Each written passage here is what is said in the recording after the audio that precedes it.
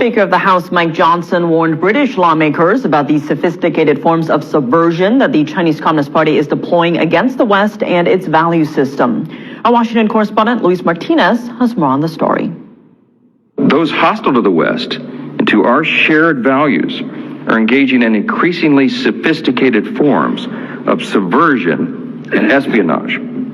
We see China, Russia, and Iran grow more aggressive and emboldened as they intensify their efforts to exert economic, political, and military influence around the world. Mike Johnson became the first Speaker of the House to deliver a speech at the British Parliament.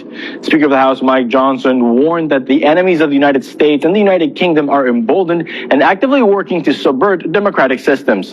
And remind our adversaries and the terrorists and tyrants everywhere that our nations that are dedicated to freedom and justice and order and human dignity are stronger and more resolved now than ever before. Johnson's speech comes the same day that the British Parliament greenlit the construction of a controversial mega-Chinese embassy in the heart of London's financial district. The Chinese Communist Party purchased the Royal Mint Court building in 2018 for over $300 million. The site is a block away from the famous Tower of London and Tower Bridge and a few feet away from crucial fiber optic cables carrying sensitive British financial data.